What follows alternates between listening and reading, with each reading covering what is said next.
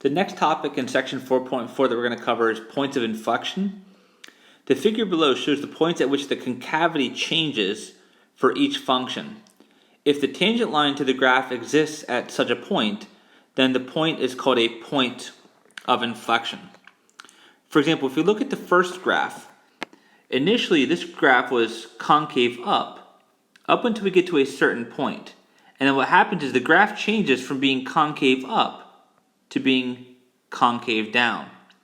The location and the value for which that change occurs is going to be referred to as an inflection point. It's usually represented as a point on the graph, which would be of the form C, f of c. Here's another example.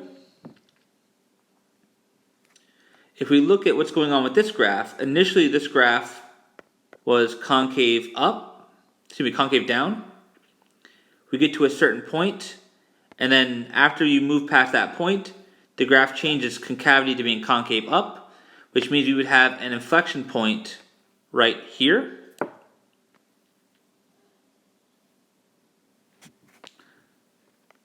And here's yet another example where we have a change in concavity. If the graph changes from being concave up to concave down, that will produce an inflection point.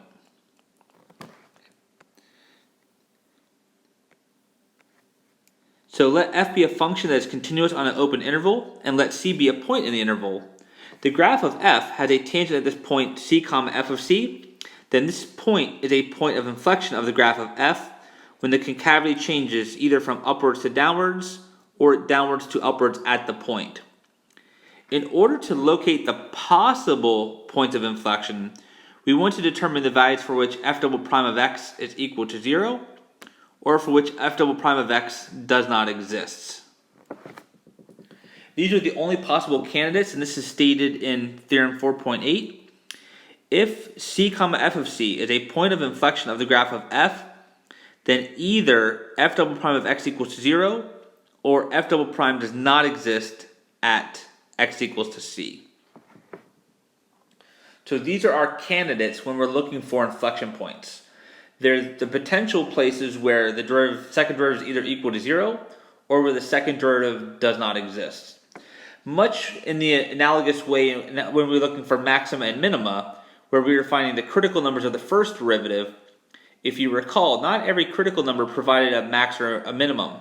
Furthermore, not every place where the second derivative is 0 or where the second derivative is undefined will we necessarily have a point of inflection. We need to have a change in the sign of the second derivative at those points to get a change in concavity and therefore a true point of inflection. Let's take a look at example 3. We're asked to determine the points of inflection and discuss the concavity of the graph of f of x equals x to the fourth minus 4x cubed. If the question is that of concavity or inflection points, we need the second derivative. F prime of x is going to be 4x cubed minus 12x squared. F double prime of x would be 12x squared minus 24x. To look for the potential points of inflection, we want to first look where f double prime of x is equal to 0. We set that second derivative equal to 0. This is a polynomial equation. Pull out the GCF of 12x. Once it's factored, set each factor equal to 0. And we get two solutions, x equals to 0, x equals to 2. We should also look for the places where f double prime would be undefined. Here, the expression for f double prime is a polynomial. Those are defined everywhere, so there won't be any places where f double prime is undefined. So we have two potential x values, x equals to 0 and x equals to 2. We want to do a sign chart for these.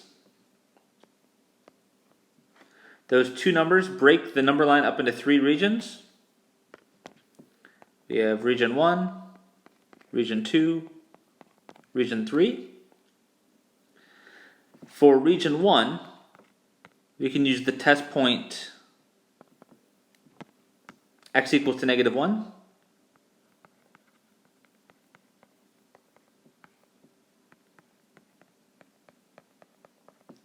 If we plug x equals to negative 1 into the second derivative, we would find the following.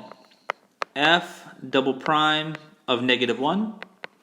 This is equal to 12 times negative 1 squared minus 24 times negative 1. This is going to be 12 plus 24, which is equal to 36, which is positive. So in region 1, f double prime is greater than 0, which means that the graph would be concave up there. Let's take a look at region 2.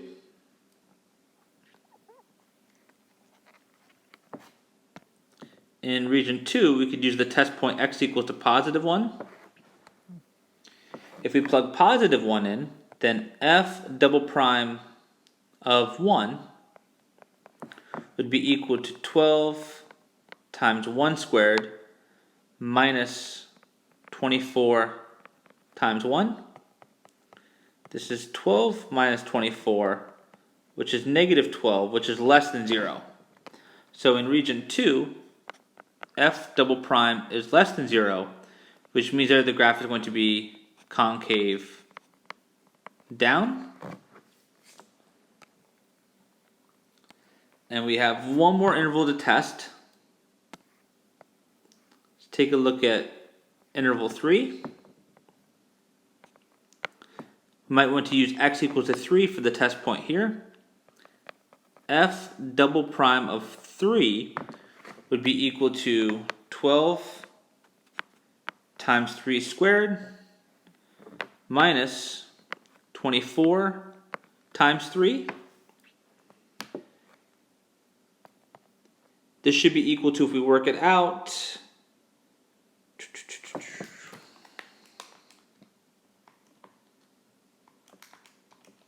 36, which is positive.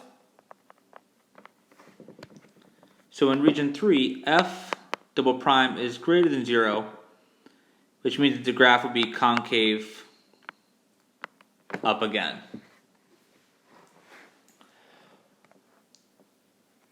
Let's just answer the first question about inflection points. It turns out that both x equals to 0 and x equals to 2 will be inflection points because at those x values, the graph does change concavity. To the left of 0, the graph was concave up. To the right of 0, it switches to being concave down. So because we get a change in concavity, at x equals to 0, there will be an inflection point.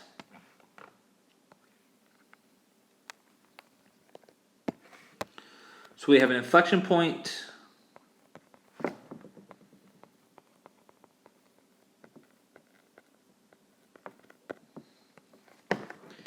I would want to plug 0 into the function at x equals to 0. This is a pretty easy one to do. But f of 0 will also be 0. So one inflection point is the ordered pair 0, 0. We also have an inflection point at x equals to 2. To the left of 2, the graph was concave down. To the right of 2, it switches to being concave up. So x equals to 2 will also provide us with another inflection point. When x is equal to 2, f of 2 equals 2 to the 4th minus 4 times 2 cubed. If we work that out, we're going to get the following. That's going to be 16 minus 4 times 8 should be negative 16. So the ordered pair 2, negative 16 is yet another inflection point for this graph. They also ask us to discuss the concavity. We already can do that from our sign chart. This graph is going to be concave up, so f of x is concave up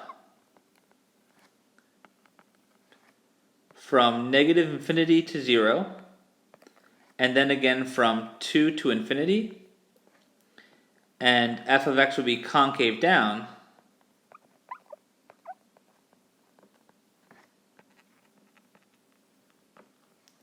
between 0 and 2. So there you have it. Inflection points and concavity determined by the second derivative of the function.